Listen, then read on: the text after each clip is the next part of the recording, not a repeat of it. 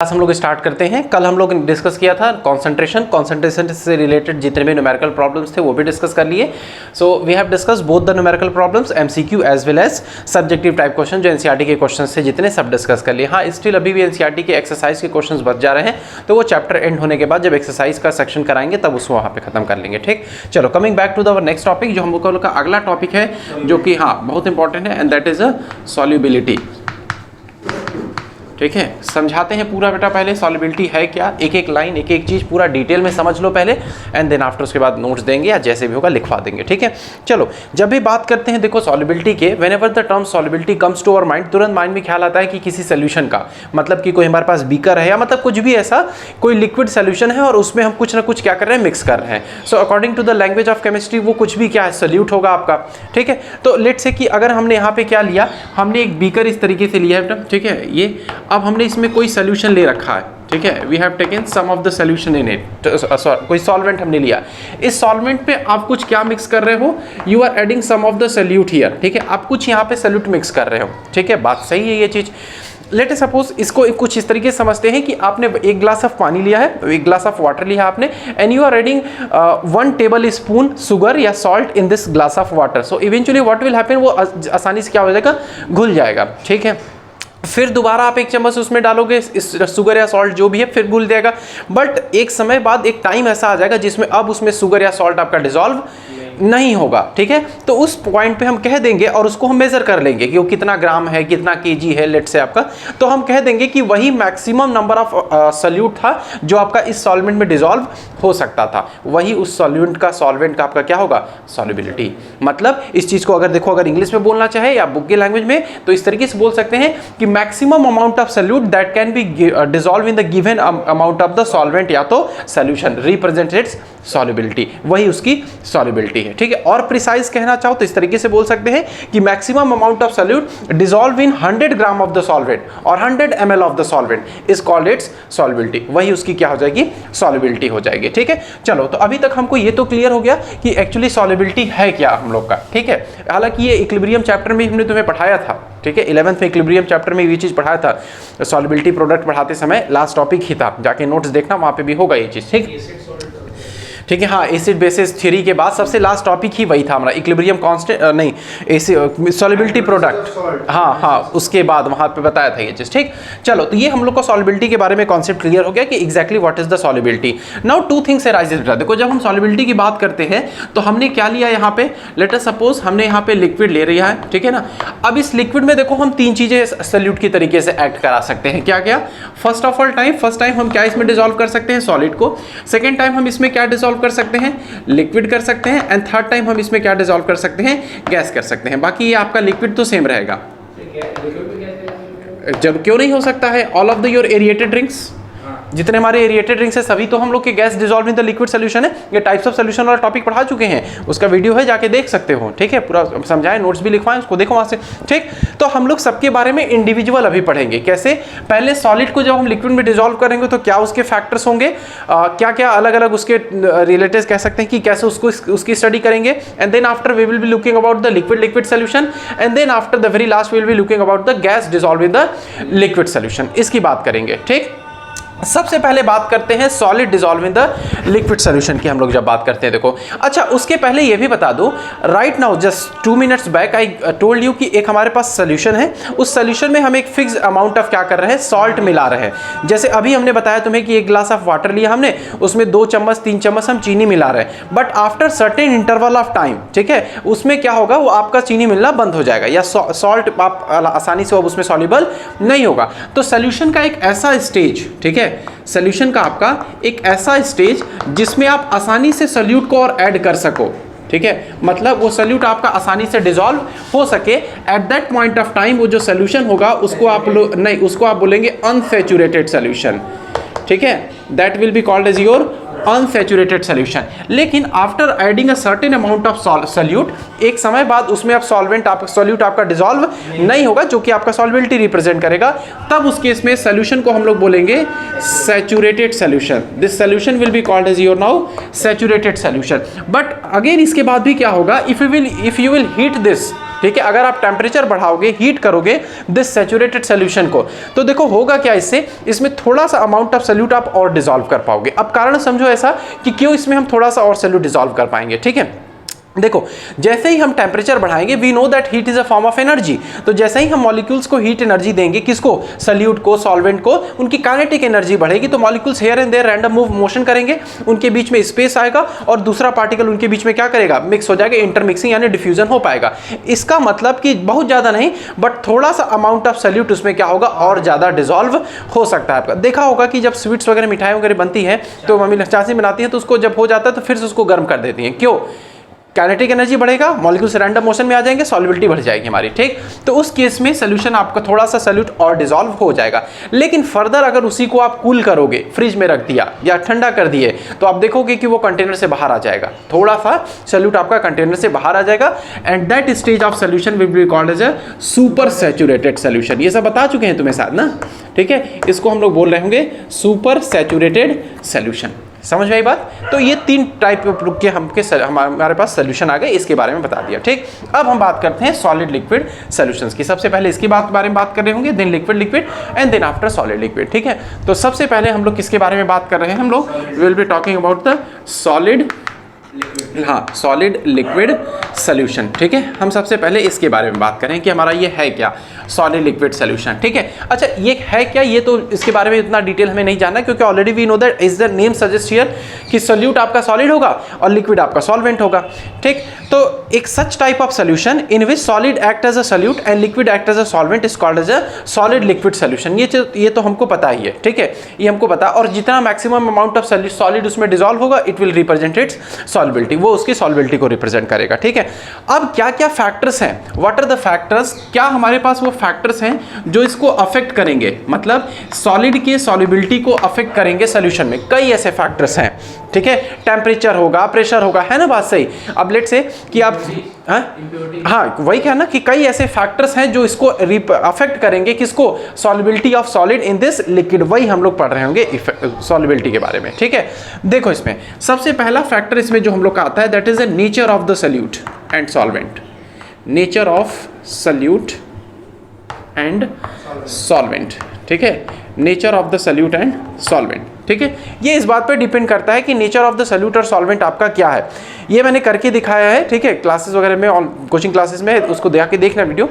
देखो अब लेट से कि आपने क्या लिया यहाँ पे, एक ग्लास ऑफ वाटर लिया हमने, उसमें सॉल्ट ऐड कर रहे हैं, डिसॉल्व हो जाएगा आसानी से, ठीक। लेकिन अब उसी समय, ठीक है ना, आप लेटर सपोज कि हमने वो लिया, कैम्फर लिया, ये चीज़ मैं डेमोन्स्ट्रेट करके दिखाया हूँ क्लास में, कैम्फर लिए, कपूर जिसको, ठीक है ना, उसको हमने वाटर में डिसॉल्व किया, डिसॉल्व होगा, नहीं होगा, और नहीं कभी नहीं होगा। ये कल वाली क्लास में मैं करके दिखाऊंगा डेमोन्स्ट्रेशन, ये सब आज ही हमें एक्चुअली करना चाहिए था। अब लेट से तुम चलो यही सपोज कर लो, this is a piece of chalk, इसको वाटर में डाल दे, डिसॉल्व होगा कभी, नहीं होगा। मैं ऐसे ही डिसॉल्व करने की बात कर रहा हूँ, आप पाउडर्ड फॉर्म में करके भी डाल दोगे ना, तो कुछ समय बाद वो सेटल डाउन हो जाएगा, उसमें मिक्स नहीं होगा, वो सेटल डाउन हो जाएगा, ठीक है। इसका मतलब जो इसमें वाटर, मतलब देखो हमारे कहने का ये मतलब है कि जो सल्यूट और सॉल्वेंट अगर दोनों का नेचर सेम हुआ, मतलब सल्यूट भी आपका पोलर है और सॉल्वेंट भी पोलर है, तभी डिसॉल्व होगा, नहीं तो डिसॉल्व नहीं होगा। ऐसे एग्जाम्पल से सपोज करो कि let suppose you have taken a water और ऑयल, दोनों मिक्स करोगे, मिक्स होगा कभी, वो सरफेस पे आ जाएगा, फ्लोट करने लगेगा, वो डेंसिटी कम है, वो अलग बात है हमारी, ठीक।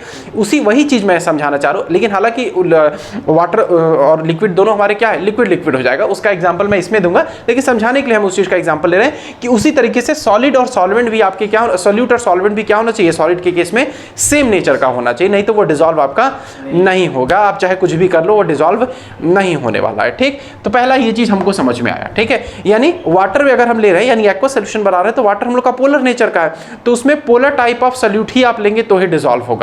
जो हम लोग सॉल्ट यूज कर रहे हैं वो हम लोग का क्या है, पोलर टाइप का ही तो है।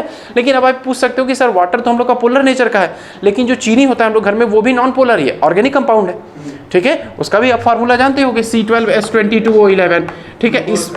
इसमें तो हम लोग का कुछ ऐसा नहीं है, तो ये क्यों डिसॉल्व हो रहा है। एक्चुअली रीजन क्या है इसके लिए कि जब हम इसको इसमें डिसॉल्व करते हैं तो यहाँ पे इंटरमॉलिक्यूलर H बॉन्ड बनता है। H बॉन्ड जानते हो, हाइड्रोजन बॉन्डिंग, ठीक है, इसके बीच में और वाटर के बीच में, जो कि जिसका स्ट्रेंथ काफ़ी तगड़ा होता है इसके मॉलिक्यूल्स की कंपेरेटिवली, तो इसी वजह से वो हमारा क्या होता है, आसानी से डिसॉल्व हो जाता है। ठीक, पहला तो कंडीशन ये रहा, ठीक है, कि सोल्यूट और सॉल्वेंट सेम रहेगा तो आसानी से उसमें डिसॉल्व हो जाएगा। दूसरा कंडीशन ये कह सकते हैं कि concentration of solution, concentration of solution या सल्यूट भी बोल सकते हैं, सल्यूट बोलेंगे तो ज़्यादा बेहतर है, कॉन्सेंट्रेशन ऑफ सल्यूट। अब इसको ऐसे समझो, हाँ, अब ऐसे समझो, अभी देखा होगा अभी नहीं ये चीज़ कि बार बार जैसे अगर लेट से कि हमें कोई जूस बना रहा हूँ या हम कोई ड्रिंक बना रहे हैं लेट से, उसमें हमने क्या किया, 1 स्पून हमने टेबल सॉल्ट ऐड किया या शुगर ऐड किया, तुरंत डिसॉल्व हो जाता है। फिर दूसरा चम्मच करते हैं तो हमें एक का क्या करना होता है, अब उसको तेज़ी से स्टेयर करना पड़ता है, चलाना पड़ता है तेज़ी से, ठीक। फिर तीसरा करते हैं तो उसको और तेज़ी से हमें क्या करना पड़ता है, शेक करना पड़ता है दूसरी बार। इसका मतलब क्या हो रहा है कि जैसे जैसे उस सोल्यूशन में हम सोल्यूट का कॉन्सेंट्रेशन बढ़ा रहे हैं उसकी सॉल्युबिलिटी क्या हो रही है, घट रही है। इसका मतलब as the concentration of the solute increases in the solution its solubility will decreases. समझ में आई बात? हाँ, जैसे जैसे जल्दी देखा होगा ये चीज, घरों में देखा, हाँ, एक तरीके से कह सकते हैं इनवर्सली प्रोपोर्शनल, ठीक। तीसरा पॉइंट देखो यहाँ पे, ये समझ में आ गया हम लोग का। अब बात करते हैं उसके बाद प्रेशर का, सपोज करो कॉन्सेप्ट, ठीक है, क्या होना चाहिए अगर प्रेशर को करेंगे इंक्रीज या डिक्रीज, तो नहीं, प्रेशर का तो कोई इफेक्ट ही नहीं होगा। सॉलिड है, it's incompressible, class 9th 8th में पढ़े हम लोग, सॉलिड्स आर इनकम्प्रेसिबल, तो प्रेशर लगाने पे कंप्रेस हो रहा है नहीं, तो फिर सोल्यूशन में हम उसको प्रेशर लगाएंगे तो कहाँ से कंप्रेस होगा वो। इसका मतलब pressure don't have any significant roll on the solubility of the solid in liquid solution. क्या चीज, यही अलग अलग यही फैक्टर्स है ना कि ये फैक्टर में हमने देखा कि अगर ये पोलर नेचर हुआ तो डिसॉल्व होगा, इसमें देखिए कि कॉन्सेंट्रेशन बढ़ जाएगा तो घट जाएगा, इसमें देखिए कि प्रेशर आप घटाइए चाहे बढ़ाइए सॉल्युबिलिटी पे कोई इफेक्ट ही नहीं पड़ेगा। ये समझो, ठीक, ये चीज़ था। हाँ, टेम्परेचर की अब बात कर लेते हैं जो कि इंपॉर्टेंट है, इसका रोल प्ले होता है टेम्परेचर का, ठीक है ना। देखो, अब टेम्परेचर में भी दो कॉन्सेप्ट हो सकता है, टेम्परेचर में भी दो रोल प्ले हो सकता है। कैसे, या तो टेम्परेचर हमारा इंक्रीज करेगा या तो टेम्परेचर क्या करेगा, डिक्रीज करेगा। अगर टेम्परेचर इंक्रीज किया तो प्रोसेस हम लोग का कैसा होगा, एक्सोथर्मिक होगा, और डिक्रीज किया तो क्या हम लोग का एंडोथर्मिक होगा, ठीक है। Do you remember the Le Chatelier's principle? Class 11th का ली चैटलियर्स प्रिंसिपल मैंने समझाया था, उसमें क्या बताया था कि अगर रिएक्टेंट के साइड में कोई चीज़ ज़्यादा हो रहा है तो रिएक्शन तुरंत आगे शिफ्ट करके फॉरवर्ड पे प्रोडक्ट बना देगा उसको न्यूट्रलाइज करने के लिए, या अगर कोई प्रोडक्ट साइड में चीज़ें कॉन्सेंट्रेशन ज़्यादा, वापस प्रोसेस बैकवर्ड हो जाएगा। तो वही चीज़ अगर एक्सोथर्मिक यानी हीट ज़्यादा रिलीज करेगा तो रिएक्शन क्या करेगा, वापस पीछे शिफ्ट कर जाएगा, वापस पीछे शिफ्ट हो जाएगा, इसका मतलब क्या, सॉल्युबिलिटी घट जाएगी, ठीक। अगर एंडोथर्मिक होगा यानी आपका हीट एब्जॉर्ब करेगा तो उसको न्यूट्रलाइज करने के लिए और हीट रिलीज करेगा यानी डिसोल्यूशन प्रोसेस तेज होगा, डिसोल्यूशन प्रोसेस यानी सॉल्युबिलिटी आपकी बढ़ जाएगी। क्लियर ये चीज, on the basis of Le Chatelier's principle ही हम इसको डायरेक्ट एक्सप्लेन कर सकते हैं, ठीक। पांचवा बात करते हैं, देखो स्क्रीन में आ रहा है ना पूरा यहाँ तक नीचे, ठीक। पांचवा बात करते हैं सरफेस एरिया, ठीक है ना। अब ये कहने का क्या मतलब है, इसके लिए मैं एक एग्जांपल देता हूँ। डू यू नो अबाउट, चलो शुगर क्रिस्टल तो हम लोग सभी देखे हैं, घर में हम लोग आसानी से मिलता है, एक मिस्री आता है, बड़ा सा आता है, शुगर कह लो वो भी वही चीज़ है, बस उसका साइज बड़ा होता है। अब आप ये बताओ कि you have been provided with one spoon of that called as वही शुगर का पार्टिकल जो इसको मिस्ट्री कह रहे हैं वो, and 1 spoon of sugar crystal जो नॉर्मली घर में यूज करते हैं। एक glass, same glass of water दिया गया है, same amount of, same volume of water है, बताओ कौन जल्दी डिसॉल्व होगा, छोटा पार्टिकल यानी उसका सरफेस एरिया क्या है, कम है, तो यानी सरफेस, अगर सॉलिड का जो सल्यूट है उस सॉल्यूट का अगर सरफेस एरिया कम है तो उसकी सॉल्युबिलिटी ज्यादा होगी, अगर सरफेस एरिया बड़ा है तो उसकी सॉल्युबिलिटी, समझ में आई बात, ये चीज हम लोग का इसमें क्या चाहिए, सॉल्युबिलिटी प्रोडक्ट, ये तो पढ़े हैं, क्लास 11th में पढ़ाया गया है। सॉल्युबिलिटी प्रोडक्ट KSP होता है, इसके लिए कैलकुलेट किया जाता है, दोनों का प्रोडक्ट निकाला जाता है कैटायंस एंड आयंस का इस करके, ठीक है। तो ये तो 11th बताया, हालांकि यहाँ नहीं है कैलकुलेशन, ये नहीं है 11th में, ये 12th में नहीं है कैलकुलेशन, यहाँ पे सिर्फ इतना ही, यहाँ तक क्लियर है। छठा पॉइंट बात कर लेते हैं और ये लास्ट होगा आपका, ठीक है। ये होगा कि लेट से कि हमने क्या लिया है कि अगेन सेम वही एग्जांपल फिर से ले रहे हैं बार बार कि 1 ग्लास ऑफ वाटर है, उसमें हमने 1 टेबल स्पून शुगर ऐड किया, उसको ऐड करके बस यूं ही हमने रख दिया टेबल पे, कुछ समय बाद वो अपने आप क्या हो जाएगा, उसमें डिसॉल्व हो जाएगा, मतलब वो सॉलिड सल्यूट उस सॉल्वेंट वाटर में हम लोग का आसानी से डिसॉल्व हो जाएगा। But the next time what I am doing, I am taking this solid solute but I am continuously stirring this, हम उसको चला रहे हैं तेजी से, बताओ कौन जल्दी डिसॉल्व होगा, जो जिसको हम सेक कर रहे हैं, एजिटेट कर रहे हैं। इसका मतलब कि स्टीयरिंग से भी क्या होगा, सॉल्युबिलिटी इंक्रीज होती है। हाँ, STI स्टीयरिंग, या कह सकते हैं एजिटेटिंग। हाँ, एजिटेटिंग, दोनों एक ही वर्ड है, ठीक है। अगर हम एजिटेटिंग कर रहे हैं, स्टीयर कर रहे हैं सोल्यूशन को फटाफट, तो सॉलिड की सॉल्युबिलिटी क्या हो जाएगी, बढ़ेगी, ठीक है। नहीं कर रहे तो भी होगा, लेकिन वो टाइम टेकिंग होगा, ठीक। तो this was all about the factors affecting solubility of a solid in liquid solution. ये पूरा आपका टोटल ओवरऑल इसका कॉज है इतना, ठीक है। फिर से एक बार, सॉल्यूट और सॉल्वेंट का अगर नेचर सेम हुआ तो डिसॉल्व, यानी सॉल्यूट और सॉल्वेंट दोनों आपके पोलर नेचर को है, डिसॉल्व हो जाएगा। दोनों नॉन पोलर हुए तो भी डिसॉल्व होगा, एक पोलर एक नॉन पोलर तो नहीं डिसॉल्व होगा, ठीक। दूसरा, concentration of solute, as the concentration of the solid increases in the liquid its solubility decreases. दूसरा, as the pressure increases or decreases, it does not have any effect on the solubility of the solid because solids are incompressible. छठवां बात, temperature के लिए, temperature increases in the two ways, like it may be increase in the change in the temperature can takes place in the two different ways. There can be the increase in temperature और decrease in temperature. If there is a increase in temperature, according to Le Chatelier's principle, reaction will proceed backward shift करेगा. It does mean its solubility will decrease. But in case of endothermic reaction will move to the forward process, तो dissolution increase करेगा, that's why the solubility will increase. Talking about the surface area, solids or the solid solute which have the less surface area are more readily soluble, means its solubility is maximum. But the solid solute acting as a solid have the larger surface area will have the lesser solubility. Last one, stirring or agitating. By stirring or agitating we are actually increasing the kinetic energy of the molecules. हम क्या करते हैं, तेजी से ला रहे हैं ना molecules के, हम लोग kinetic energy increase कर रहे हैं. So if there is a increase in kinetic energy, what will happen? देखो kinetic energy जब हमारा increase करेगा तो क्या होगा उससे हम लोग का सॉल्युबिलिटी इंक्रीज करेगा. और वाई सॉल्युबिलिटी इंक्रीजेस, देखो क्या होगा कि जब हम लोग काइनेटिक एनर्जी उसकी बढ़ा रहे हैं तो there will be the readily intermixing of particle का इंटरमिक्सिंग जल्दी होगा. It does mean diffusion will takes place fastly. Diffusion होगा, डिफ्यूजन मतलब क्या, इंटरमिक्सिंग. और सोल्यूशन बनाने के लिए भी तो हमें क्या चाहिए, सॉल्यूट और सॉल्वेंट का इंटरमिक्स ही तो होना चाहिए. तो यानी स्टीरिंग और एजिटेशन से क्या होगा, आपका सॉल्युबिलिटी इंक्रीज करेगा. समझ में आती बातें, खुद से लिख सकते हो ये सब. चलो ट्राई करो लिखना, जिसमें पॉइंट नहीं समझ में आएगा बताना, हम पूरा लिखवा देंगे तुरंत.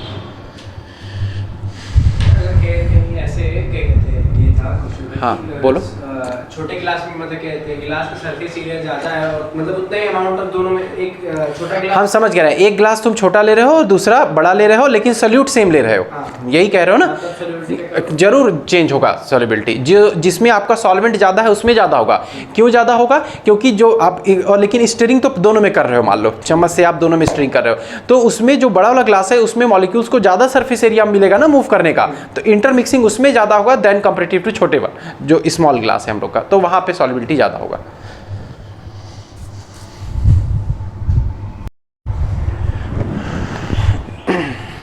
चलो ये हो गया. अब देखो हम लोग देखते हैं किसके बारे में, लिक्विड सॉल्यूशंस के बारे में बात करते हैं. जैसे अभी हमने देखा था कि सॉलिड लिक्विड सॉल्यूशंस में क्या क्या फैक्टर्स थे जो कि अफेक्ट कर रहे थे इसके सॉल्युबिलिटी को, ठीक वैसे ही हम लोग बात कर रहे होंगे अभी लिक्विड सॉल्यूशंस में, और उसमें क्या क्या फैक्टर्स हैं जो उसको अफेक्ट करेंगे. ये ज़्यादा डिटेल में नहीं पढ़ना है, इसको शॉर्ट में ही हम लोग कर लेंगे.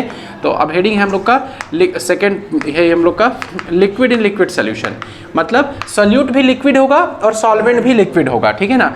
लिक्विड इन लिक्विड सॉल्यूशंस, ठीक है. तो अगेन डेफिनेशन लिखवाने की जरूरत नहीं है, you already know about the definition कि व्हेन सॉलिड, हम लोग का जब liquid will act as a solute, जब आपका लिक्विड सॉल्यूट के जैसा एक्ट करेगा और लिक्विड सॉल्वेंट भी रहेगा, so then it is called as a liquid solution, ठीक है. तो ये हो गया. अब क्या क्या फैक्टर्स हैं, ठीक है, what are the factors which will affect this, ठीक है. इसमें क्या क्या फैक्टर्स है इसकी बात करते हैं हम लोग, ठीक है. ज़्यादा नहीं है इसमें फैक्टर्स, इसको शॉर्ट में ही रखेंगे. क्या है एक्चुअली ये कि जैसे सपोज करो ये बीकर हमने लिया, ठीक है. I am taking two different compounds, ठीक है, दो डिफरेंट कंपाउंड्स हम ले रहे हैं. First of all I am taking, यहाँ पे मान लो इसमें दो कॉन्स्टिट्यूएंट्स है आपका, एक ए नाम दे रहा हूँ, दूसरा बी. ए जो है मान लो वो आपका बेटा कार्बन टेट्राक्लोराइड, ठीक है. दूसरा हम ले रहे हैं बेंजीन, मान लो C6H6, ठीक है. दोनों ही का नेचर क्या है, ऑर्गेनिक. ये भी कार्बन ऑर्गेनिक कंपाउंड आपका, और ये भी हम लोग का क्या है, नॉन पोलर ऑर्गेनिक कंपाउंड. तो ये दोनों आसानी से हम लोग के क्या हो जाएंगे, मिसिबल हो जाएंगे.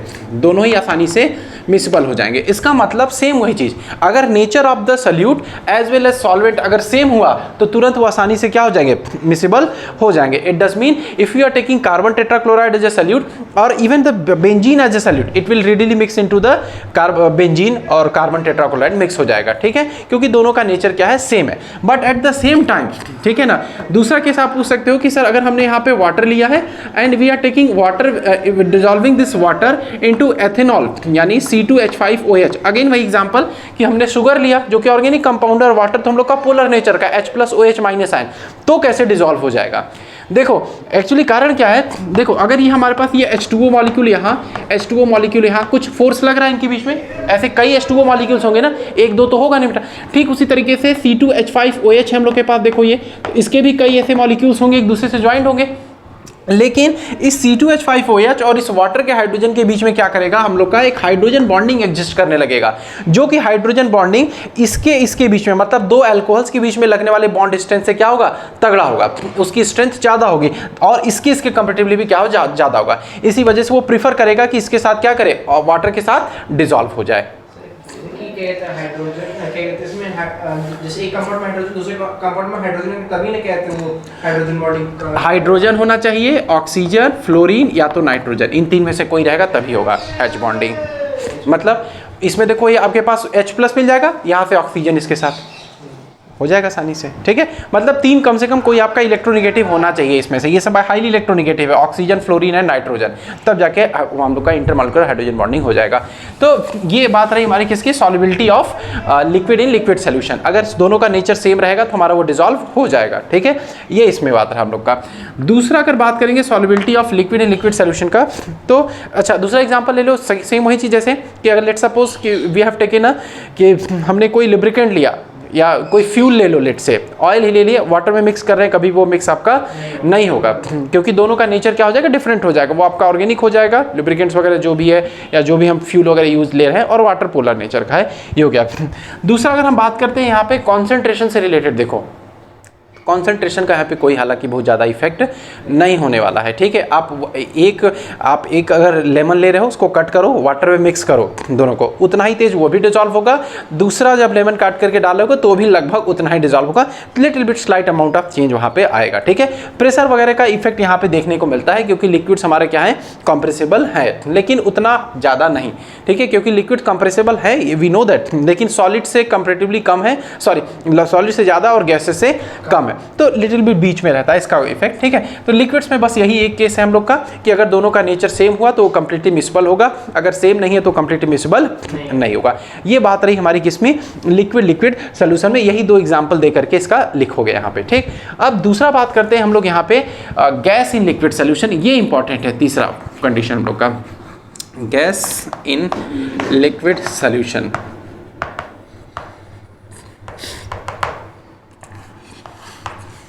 ठीक है, अच्छा इसका एक और एग्जांपल भी लिख सकते, अच्छा ऑलरेडी मैंने बता दिया है, एथेनॉल इन वाटर, ठीक है ना, क्यों होगा, because of intermolecular hydrogen bonding, ठीक। दूसरा देखो, third, gas in liquid solution, मतलब जिसमें गैस आपका सोल्यूट होगा, ठीक है, और सॉल्वेंट हम लोग का क्या होगा, लिक्विड होगा। जितने भी एरिएटेड ड्रिंक्स हम देखते हैं, ये सब हमारे पास क्या है, गैस डिजॉल्व इन लिक्विड, तो वो हमारे उसी के एग्जाम्पल हैं, वो डेफिनेशन यहाँ से लिख लोगे। अब इसके क्या क्या फैक्टर्स हैं, what are the factors affecting the solubility of the gas, ठीक है ना, क्या क्या वो फैक्टर्स हैं जो गैस की सॉल्युबिलिटी को लिक्विड में हम लोग का अफेक्ट करेंगे, मतलब उसकी वजह से सॉल्युबिलिटी घटेगी या बढ़ेगी। सेम वही चीज जैसे जो तीनों में पढ़ा, सेम वही चीज यहाँ पे भी, nature of the gas, nature of the gas, ठीक है ना। अब देखो मैं यहाँ पे एक बीच में ऐसे लाइन खींच रहा हूँ और कुछ अलग अलग टाइप के गैसेस के मैं यहाँ एग्जांपल लिख रहा हूँ। जैसे यहाँ पे हमने लिख दिया है, देखो यहाँ पे NH3, here I have written HCl, यहाँ लिख दिया हमने SO2 और here I am writing H2, यहाँ लिख दिया हमने N2, ठीक है, यहाँ हमने लिख दिया मान लो O3, ठीक है। इस तरीके से हमने क्या लिखा, अलग अलग गैसेस लिख दिया। देखो अगर कॉमन चीज़ देखें तो इन तीनों में आप देखोगे कि अगर देखो नाइट्रोजन NH3 का लिखे स्ट्रक्चर तो कुछ इस तरीके से लिखेंगे, हमको पता है टेट्राहेड्रल, सॉरी इस तरीके से होता है हम लोग का lone pair of electron, nitrogen electronegative होने के कारण पार्शियल नेगेटिव चार्ज यहाँ आएगा और यहाँ क्या हो जाएगा, पार्शियल पॉजिटिव। उसी तरह HCl में क्लोरीन इलेक्ट्रोनेगेटिव है, यहाँ पे पार्शियल नेगेटिव है, यहाँ पे पार्शियल पॉजिटिव। मतलब ये सभी आपके क्या है, पोलर नेचर के हैं। All of this gases are of the polar nature, ये सभी हमारे पास गैसेस कैसे उठा, पोलर नेचर के हैं। वाइल ये सब H2 हुआ, N2 हुआ, O3 हुआ, ठीक है ना, ये सभी हमारे पास क्या है, नॉन पोलर इन नेचर है। तो अगर हम सॉल्वेंट कैसा ले रहे हैं, नॉन पोलर नेचर का ले रहे हैं, तो ये सब क्या होंगे, आसानी से उसमें डिसॉल्व हो जाएंगे। लेकिन अगर वही नॉन पोलर नेचर का नहीं ले रहे हैं, पोलर ले रहे हैं, तभी ये डिसॉल्व होगा, नहीं तो इसमें डिसॉल्व नहीं होगा। ठीक है, इस कारण से इसमें ऐसा होगा। एक यहाँ पे एडिशनली चीज और बता देते हैं कि let us suppose you have taken the CO2 gas, ठीक है, तो CO2 भी डिसॉल्व होगा, लेकिन इसके लिए आपको ये CO2 वाटर में डिसॉल्व होगा, लेकिन उसके लिए प्रेशर थोड़ा समय ज्यादा देना पड़ेगा। वो एक्सटर्नल मीडियम से हमको प्रोवाइड करना होगा, कुछ ऐसा सेटअप वगैरह होगा जिसके थ्रू हम प्रेशर बढ़ाएंगे। ठीक है, सिस्टम को क्लोज किया जाएगा, आइसोलेट किया जाएगा, तब वहाँ पे प्रेशर उनको इंक्रीज करेंगे। सर ठीक, पहला ये चीज रहा नेचर ऑफ द गैस। ठीक है, अगेन कि गैस हम लोग का पोलर हुआ तो ही वो पोलर में वो डिसॉल्व होगा, नहीं तो डिसॉल्व नहीं होगा। कुछ एग्जांपल से यहाँ पे हमने लिख दिया। ठीक है, दूसरा देखो, देखते हैं यहाँ पे, देखो आ रहा है ना। ठीक है, दूसरा बात करते हैं हम लोग टेम्परेचर का। ठीक है, दूसरा यहाँ पे बात करते हैं टेम्परेचर का। ठीक है, likewise in the case of solid, solid की केस में देखो टेम्परेचर घटा रहे थे बढ़ा रहे थे, दो प्रोसेस हो रहा था वहाँ पे भी। यहाँ पे वो दोनों कहते हैं डिस्कस करने की इंपॉर्टेंस नहीं है, सिग्निफिकेंट उतना नहीं है, क्योंकि डायरेक्टली हम लोग समझ सकते हैं कि गैसेस के जो मॉलिक्यूल्स होते हैं उनके बीच में फोर्स ऑफ अट्रैक्शन मिनिमम होता है या नेग्लिजिबल होता है। तो जब आप ऑलरेडी क्या करोगे कि टेम्परेचर बढ़ा दोगे तो उनके बीच का तो और काइनेटिक एनर्जी बढ़ जाएगी। वो क्या करेगा, उस पर्टिकुलर जिस वॉल्यूम में जो गैस का सब्सटेंस है, आपका जो सल्यूट है, वो उस सरफेस को ही छोड़ देगा, उस वॉल्यूम को ही छोड़ देगा, सेपरेट हो जाएंगे। फिर तो गैस आप कलेक्ट ही नहीं कर पाओगे, यानी उसकी सॉल्युबिलिटी घट जाएगी। यानी टेम्परेचर अगर बढ़ा रहे, अभी सोचो ना कि यहाँ पे हम लोग के पास गैस है प्रेजेंट, टेम्परेचर जैसे ही बढ़ेगा तो गैस मॉलिक्यूल्स क्या होंगे, और दूर दूर भागेंगे, क्योंकि उनको काइनेटिक एनर्जी मिलेगी। और ऑलरेडी हमारे पास गैस में जो पार्टिकल्स होते हैं वो दूर दूर होते हैं, उनके बीच में फोर्स ऑफ अट्रैक्शन मिनिमम होता है। तो जब आप टेम्परेचर बढ़ा रहे हो तो और एनर्जी बढ़ जाएगी, पार्टिकल्स और दूर जाएगा, वो क्यों डिसॉल्व होगा। इसका मतलब विद द इंक्रीज और with the rise in temperature solubility of the gas decreases in the solution, यानी लिक्विड सोल्यूशन। ये बात है इसकी। तीसरा बात होता है यहाँ पे हम लोग प्रेशर का इफेक्ट बात करते हैं। ठीक है, तीसरा होता है कॉन्सेप्ट हम लोग का प्रेशर। ठीक है ना, जिसको कि हम लोग कल पढ़ रहे होंगे प्रेशर के बारे में। ये एक बड़ा टॉपिक है ये। ठीक है, इतना लिखो पहले।